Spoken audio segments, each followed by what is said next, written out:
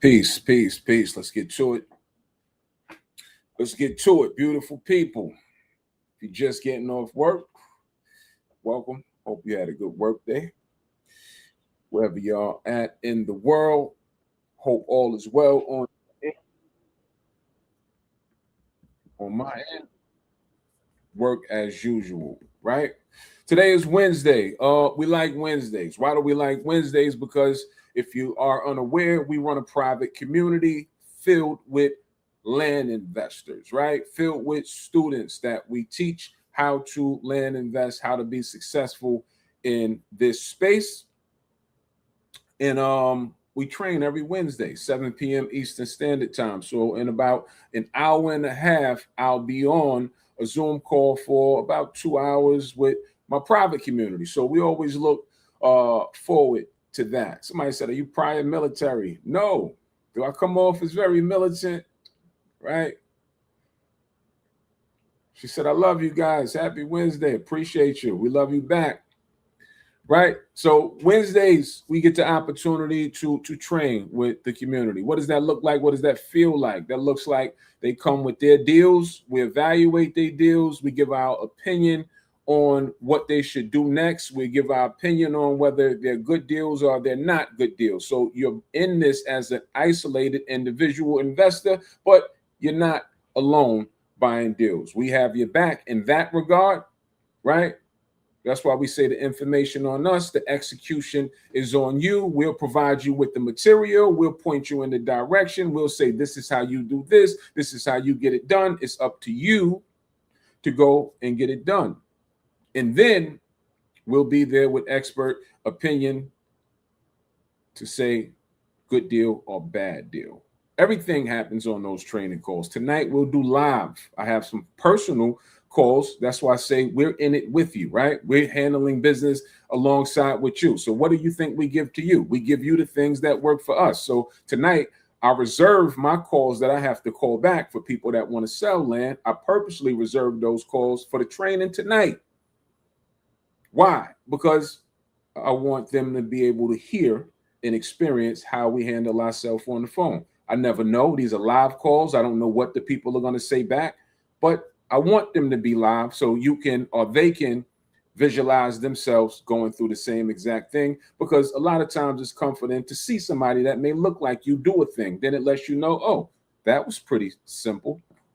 I can do that, right? And I don't want to take for granted that we have a lot more time on the clock than someone that's new.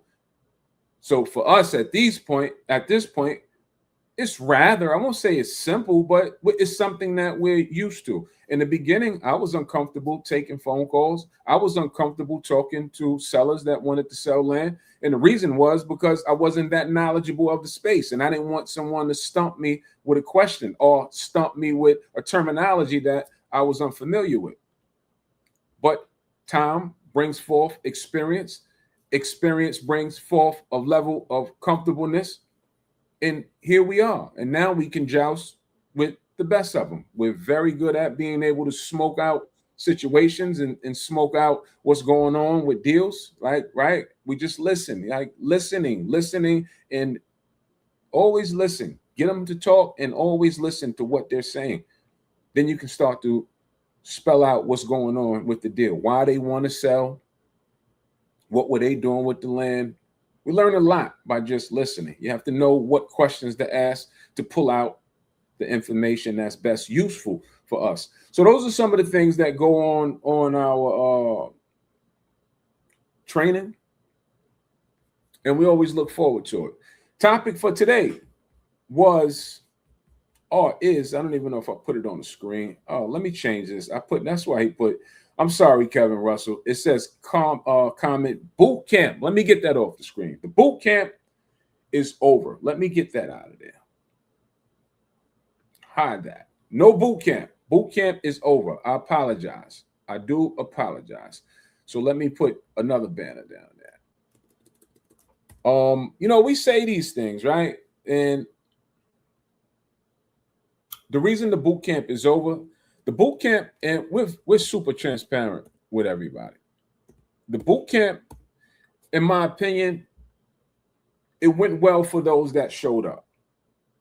We didn't get enough people to show up in order for us to continue to do that training call, right? The ones that did show up, they got an earful, they got a handful, they got trained really well. Everyone enjoyed the class, at least from the feedback that we've got.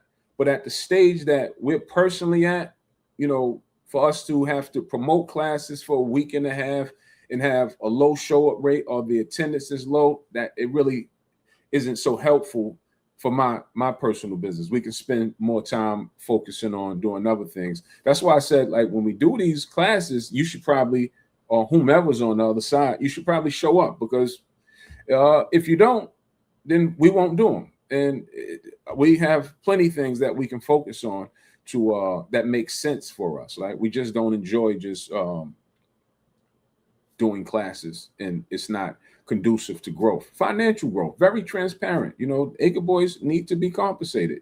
It takes time to do what we do. And I like to be compensated for my time. So if we can't get a large enough class that it makes sense financially for us, then we have to move to other things that make sense. This is business. Business needs to constantly flow. So we have to just look at what we have going on, make evaluations, and we have to put it in park with things that are working for us.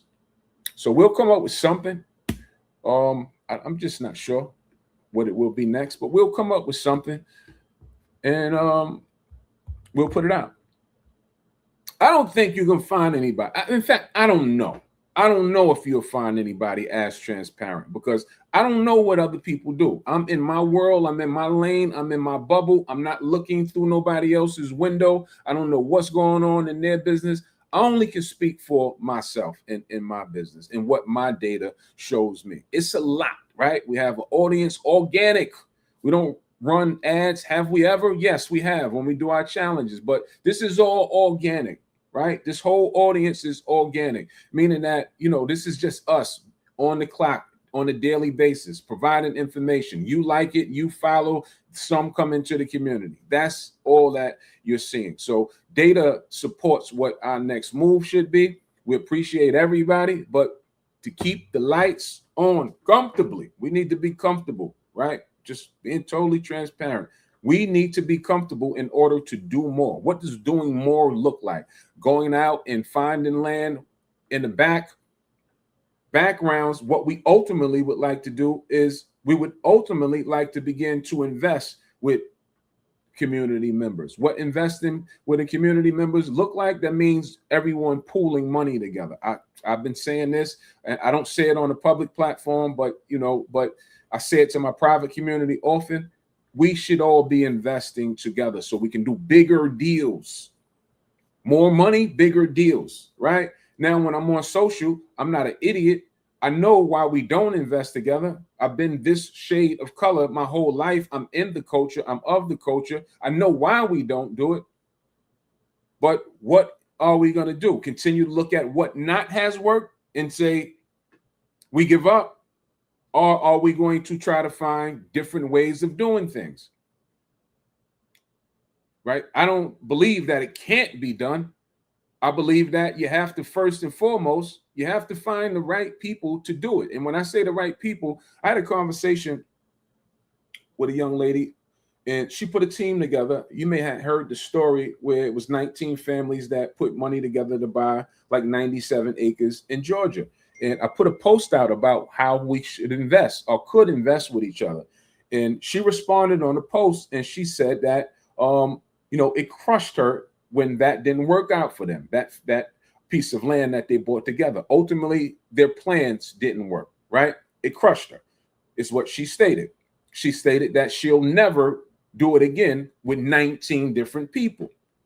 Overall, my sentiment to that was, I think it was still a success because you still pulled it off. You still got a group of people together and went out and bought 97 acres, right? So that's a start. That says what? That says that could be done.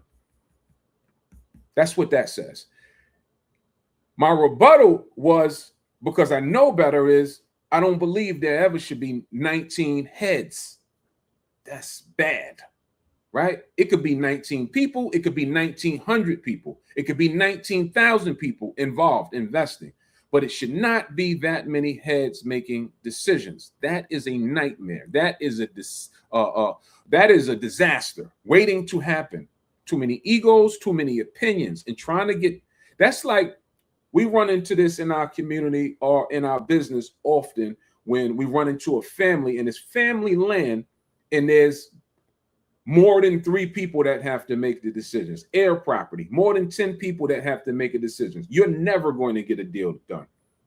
It is extremely hard to get that many people on the same page. Some want more money. Some feel like they want to move a lot faster. Some feel like they want to keep it. It's just too hard to get done. So it's the same thing with this whole concept of investing with each other, right? You cannot have that many heads. I've been thinking about this since we've been doing this, right? You have to find who you're going to trust. I'm not telling you to trust me. If you're on the other end, you don't know me. Maybe you do. But I'm just telling you, if you check your or do some homework on us, you're not going to find that we've stolen money from anybody. And I'm not telling you to invest in me. I'm just telling you that if you want to get it done, this is how it probably could be done. You first have to identify a good leader or good leaders, preferably no more than 2, right? At least 2, one can watch the other. When you set up bank accounts are set up to where one can't move without the other. That's what goes on inside of our community, right? No one person can call all the shots. Maybe when you're doing a larger, you can start with 3. And all of this stuff needs to be spelled out legally. You need to have lawyers on staff. It needs to be contractually. All of these things, right? You don't wing it. We've done that before, right? We've set up community funds before. It has worked. In fact, I run a community fund inside of our private community. Everything is on the up and up. Everything is shown. When we open up the call tonight, that's one of the first things that we talk about. It's called the 5K Club. So it could be done. We just don't do it on social media because people are not realistic, right? First and foremost, some people come to us and think that they're going to give us money to go and invest for them. I don't want to do that. I want you to have skin in the game and be involved. Don't give me money and tell me you're not going to pimp me out. You go and play while I take the money and go find deals. No, that's not the name of the game. If we are investing together, that's the name of the game. Meaning that if I'm finding the deals, what can you bring to the table? Can you find what? A contractor? Can you make phone? You have to be able to do something. Are you compensating me to go and do this for you? Like I had so many people that come to me and say, yo, I got $10,000. I'll put it in. Well, what do you want me to do? You giving me $10,000? You want me to go and make money on your $10,000? And what am I getting out of that, first and foremost? Oh, you can put it towards a piece of land. And what will your job be? I'll find my own piece of land in that case. But if we're talking about pooling money for one mission, one vision, that's different. Right? And that vision could look like multiple uses once we acquire a piece of land. That's why it's really not that hard. It's just at the top of that pyramid is trust. Right? Then you set your budget, your parameters for your budget, right? And it has to be something substantial. It can't be nothing like, well, I got $100, I got $200. You're never going to hit the mark that way. It needs to be something of, and I understand that it's hard times and things like that, right? So you said, but it needs to be something. Increments of 5,000, 10,000, 15,000, 20,000, and things like that to move the needle for the pot to grow a lot faster. This doesn't need to be you trying to, whip up money for 3 years, 4 years. It's not going to happen. And we hate to focus on money, but we need to focus on money. We hate to have conversations about money, but you need to have conversations about money. And that's just the cold hard truth. Because if you had, or we had the money to pool together as a unit, then I'm assuming, right? If you were in our private community, then I'm assuming you would at least inquire about how can I be in that investment pool? More money, more people, more money, faster deals, bigger deals. In theory. Like today, I had a young lady contact me. 30 acres. Where's her land at? And if you anybody on this call interested in it, 30 acres in Houston County, Texas. The name of the city was, I'm pulling it up, Crockett, Texas. Crockett, Texas was the name of the city. According to her, 6 miles away from downtown Houston. So deals, things, all kind of stuff we run across, comes across the table. We're always on the market these days. Like I said, people just send us stuff, and she needed to get rid of it. I thought it was at least something, right? I'm just using examples at this point. So when you have a pool or a fund, you just need the concept of where you want to go with it. Finding the land is not the hard part. It's the concept. Now, I am smart enough to say, well, how are we going to make money? Because buying the land is not the hard part, right? That's relatively easy as well. Now, what are we going to do to make money? Because I don't believe in, you put money in the fund and then we just go buy the land. And okay, where is the money coming back? Because if I invested in the fund, I'm investing in it to make money.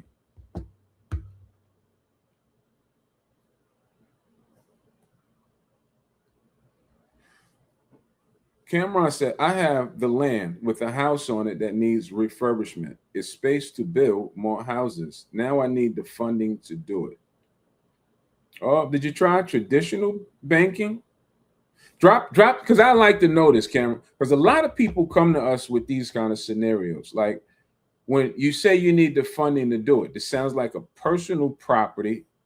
And if someone was to put the funds up to do it, what is the incentive for them doing that? Just comment on that, because I love to know what your thoughts is on that, because we get asked this often. Hey, I got land over here. I need funding for it. Okay, if we give you the funding for it, what is supposed to happen at that point?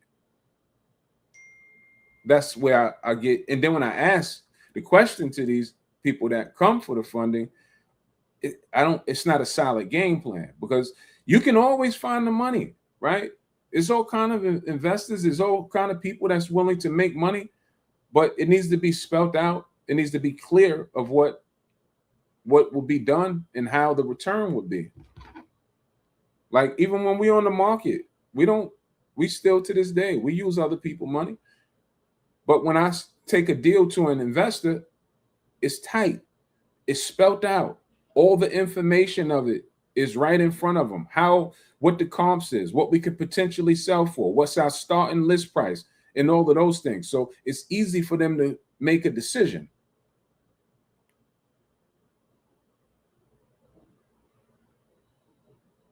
Right? So I would love to do that one day. In fact, we're going to do it one day, whether it's with a short amount of people or a lot of people, right? We're doing it currently. So it's just not on a grand scale just yet. And we haven't really put a major push behind it. So it'll come. Personal property, I want to build multi-family units and continue out. But upon as well, it's in the country 2 miles from the city limit. All right, it sounds good, right? Like that's what I was saying. We can always find the land. My question to you, Cameron says, for everybody, it's a personal property. I want to build a multi-family units on it and continue out. Build a pond as well. It's in the country 2 miles from city limit. It sounds like a nice piece. But my question is, for an investor that's going to put up money to investing what your vision is, how is that attractive to them? what are you proposing for them to make them say, I'm in on that? Because that's your vision. So to get someone to potentially be interested, what are we saying to them? And I say this even to my class when they're on the market looking for deals. If you know you need money, right? And you're looking at deals that's going to cost $300,000, $400,000. It needs to be a really tight deal when we're going to an investor to say, even if you come into us, it needs to be spelled out when you're asking for over $100,000. How are we getting our money back? Give me as many comps in the area as possible. Give me 2 brokers' opinion in that area to confirm what you think that you see. So a lot of times we tell them, all right, start to think as if it's already done. You need $300,000. Okay, what is the return on it? It's easier to get $60,000 and under than it is to get $60,000 and over from these investors from our experience. I've been told that, and I've been doing it for a long time. We've been dealing with investors for a long time. It's easier. Like that's like their benchmark to where the next level of scrutinization comes in at over 60,000. And they rather keep it under that limit because they feel like, well, I can do 2 or 3 $60,000 deals as opposed to one $300,000 deal that may be risky, may not be risky. I'm just telling you how they think. And we think the same way. Like if you bought me a deal and you're asking me to put $300,000-$400,000 out for the deal, what's the returns on it? Because what people don't factor in is that when it comes to land, it's not like houses. Houses, anybody, not anybody, but you can qualify for a mortgage when it comes to houses. Walk into a bank institution in that area. Hey, I need a mortgage. Do you qualify? What's your credit score? How much is in the bank? Do you have reserves? Do you have a job? That's more traditional. In the land space, it's not a lot of institutions that have products that give loans for land, vacant land. So that's one reason why when we're dealing with larger acreage and larger numbers, 200, 300, 400,000 tracts, the buyer pool shrinks because it's not just a lot of people that readily have cash on hand like that. Will you find a buyer? Yes, you will. Sometimes you find them quick. Sometimes you have to hang out longer. Kevin said, can I purchase the replay from the boot camp? Kevin, why don't you just join the community and come do it full time?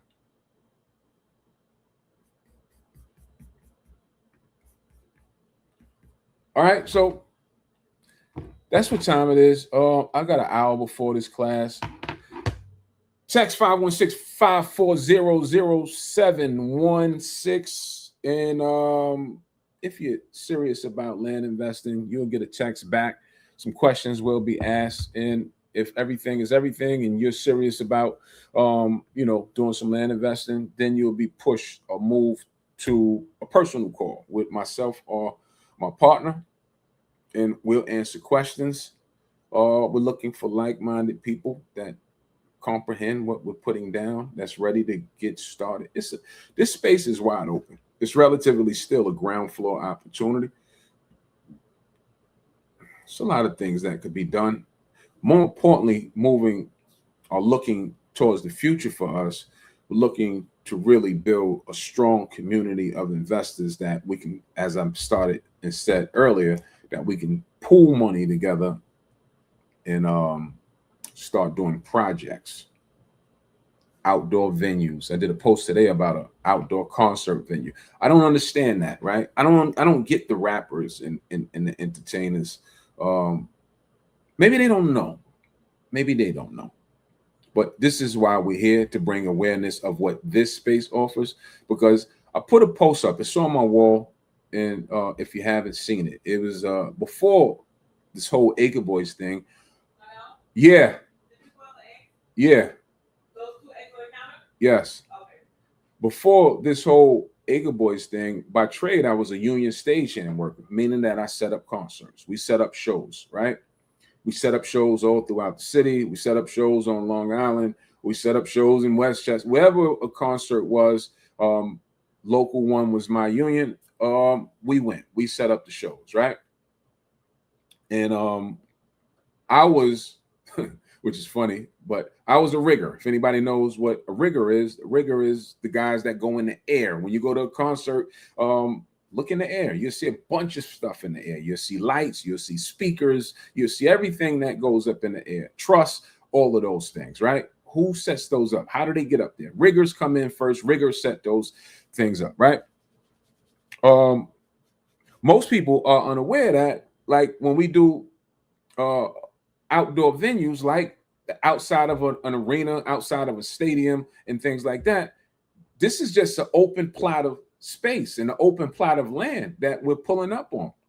So we set up in Central Park, in the middle of Central Park, scouted out a flat level area, and we set up there and we set up a pop-up stage. They have pop-up stages, or you can build, right? From ground up, bring in stages and all of those things, or you can bring in a pop-up stage that comes on a truck. And we're in the middle of, it's just land, is what I'm saying.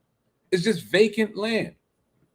And we set up a huge stage. Cardi B was the headliner, Janet Jackson. It was Global Citizen that put it on. Major event. Channel 2, Channel 4, Channel 7, covered it. Major event. Why they don't think that, damn, I can grab my own 5 acre, 6 acre, 4 acre. An acre is the size of a football field. So do they not do performances at the stadiums? That's only a football field. What happens at halftime? That's only 1 acre, the football field. So I don't understand why the artists don't get, damn, I can put my own concert on, pay myself, and then invite other artists to do it all over again. And it doesn't necessarily have to be a hip-hop concert. Jazz festivals do really well. Any festival in the summertime does really well. Right? They just invite DJs just to play. People just want to come pull their lawn chairs out, sit out there in the open, DJ play all day. Bring your little barbecue. It's all kind of ways to make money with this land, is what I'm trying to tell you. Besides what we think, put a house on it. Housing probably will pay you the slowest. Just telling you. And this is what I mean about doing things together. Luxury outdoor venue. What's a luxury outdoor venue? Think about that. That's where we at with it. Those kind of things. It's needed. People looking for the experience. Outdoor facilities, outdoor gyms, things like that. Outdoor wellness results, things like that. We need those in the community that we own, that we put together. I don't get it. Fuck, are we always letting other people just make the money off of us? Like, we could rap our ass off, we could sing our ass off, but when it comes to doing business, we get stupid in the brain.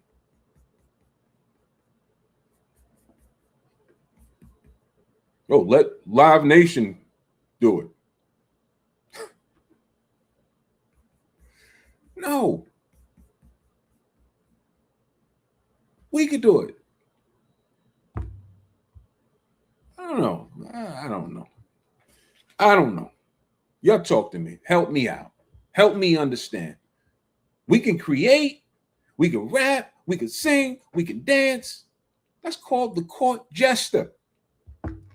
You can entertain people, but when it comes to handling the business side, they forget that the word music business or show business, they forget the business side.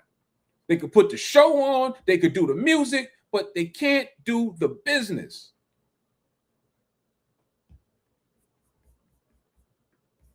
Why is that? He said outdoor ranges. Exactly. Outdoor ranges, all of this stuff. People are looking for experiences. It's 2026, not 1987. They're looking for experiences. And I'm looking for new experiences as well. And I just want to do it still in my fashion, still in things that I like. I like music. I like to get dressed up. I like to be fly. But does that mean that we have to do it traditionally of what has already been done? That's why I said luxury outdoors. Bringing in some turf. You still fly, put your suits on. They have those luxury outdoor events.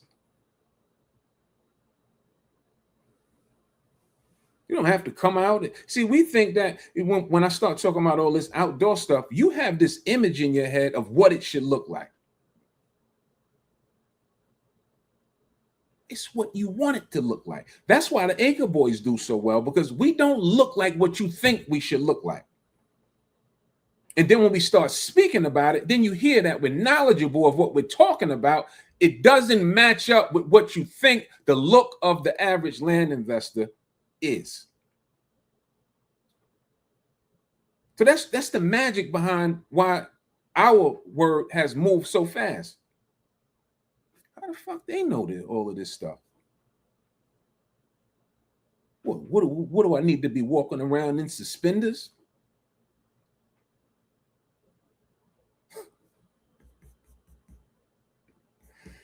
Oh God. Am I bugging? I know I'm not bugging.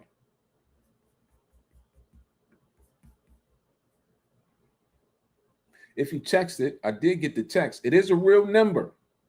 It is a real number. I will say this. If you are texting to just talk and not do business, it's not going to last long. Don't do that. If you're serious and you want to talk about doing business, then we can have a conversation. All right. But I like what I'm talking about with this whole outdoor thing. I really think, especially artists, I really think if they understood what I'm talking about with doing their own thing, right? If you got this huge following, right? If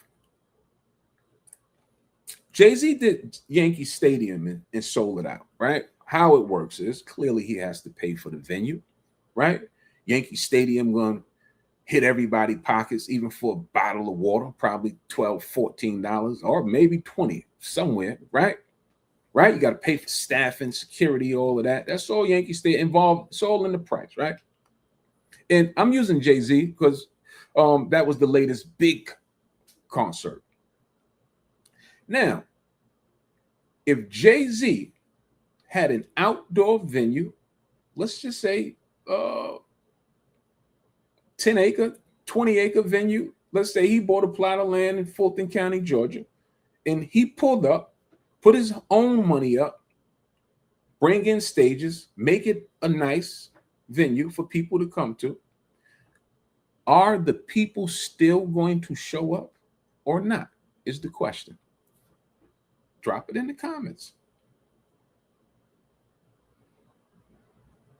Of course they ain't going to show up because they don't care.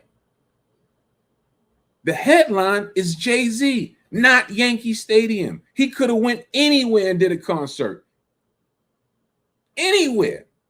And people still coming. This is what blows my mind. It's like, well, and I'm just using Jay-Z, but this could be any artist. It could be a C-lister, B-lister, A-lister. Your audience is going to come in support of you. But we keep giving it away. Let me use your venue. And then what happens is when people start coming and seeing how nice yours is and how professionally and how the event ran well, it starts to become a staple.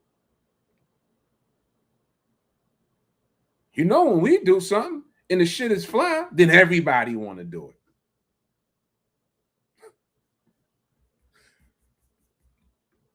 So I'm just saying that why don't we do it?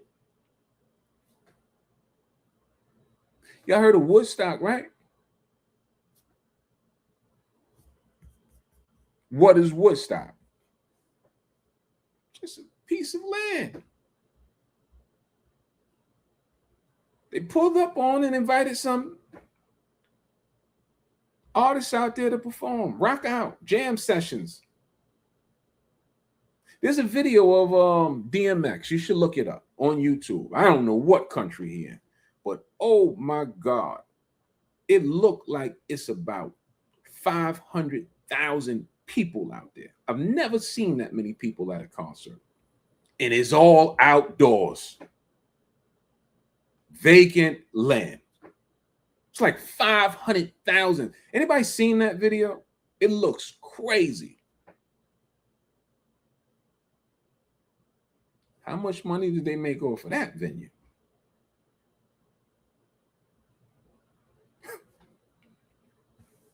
But we don't get it, I guess. I guess we don't. Nothing kicks in to say, oh damn, maybe I should have my own.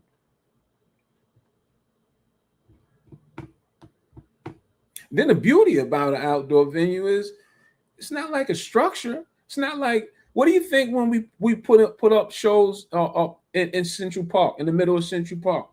What happens once it's over? It goes away. It's nothing to maintain. It goes back to vacant land. It goes back to just dirt. Unlike structures, you have to maintain structures.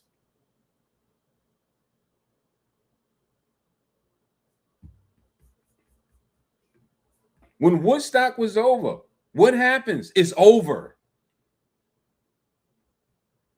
Dreamville. What's the other one? The big one that they do every year now. That Beyonce headline and all of that. What's that one name? You know what I'm talking about. They go away. Come in for 3 to 5 day venue, make enough earnings for the year.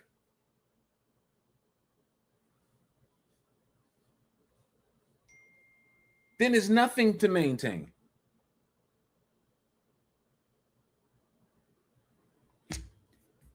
Coachella. I'm going to look it up now. Who owns Coachella? I would like to know that.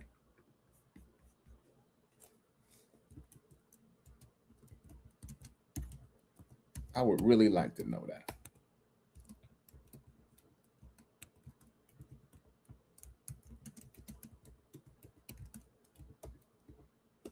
Let me see what it comes up with.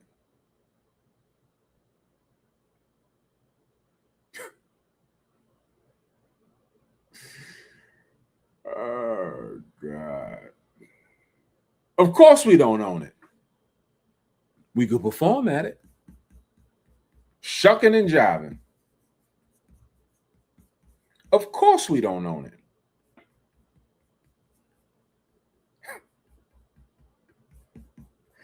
That's what I'm trying to say. This is stupid. We could perform at it, but we won't ever own it. You're good enough to come perform at my venue. You ain't good enough to own that shit, though. Jiggable.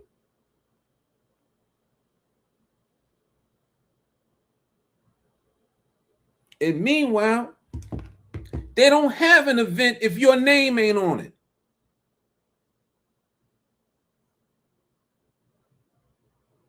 It's not the event that's bringing the people. It's the people that's performing. You don't find the right artist and see if Yankee Stadium getting sold out. Stop me when I'm lying. But I'm just confused about why don't we own it? Oh, Coachella. Why you don't got your own Coachella?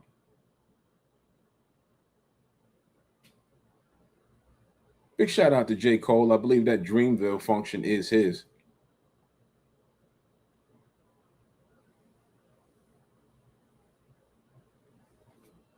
I don't know. Hopefully, this rubs off on somebody. That's where the Acre Boys are at with it. That's what the future looks like for us. It don't even have to be on the grand scale of a Yankee Stadium. I'm fine with just finding my tribe, finding my audience, and whatever that looks like, however big or not big that grows to be. I'm cool with that. I just need to be in control of my own destiny because you could be, right? I think sometimes we want to jump the gun and we compare it. Oh, we got to be Coachella. Oh, it got to be Yankee Stadium. But it doesn't have. Get started is what I'm saying, and grow. Get started and grow your thing. You build it, the people will come. If it grows to be bigger than a Yankee Stadium event or a Coachella event, great. But that's what type of time and energy that we are on now, currently, in moving into the future. Looking for like-minded people that understand what we're talking about and that's ready to do some things together, really ready to do some things together. And that's going to require resources, right? Resources, right? We don't want to ever talk about resources. We don't ever want to talk about money. We just want to talk about ideas and don't have ideas or don't have the resources to fund the ideas. This is why we stay stagnated and we running in place. We can all come up with ideas. Where is the resources? No resources? Beyonce singing in the shower.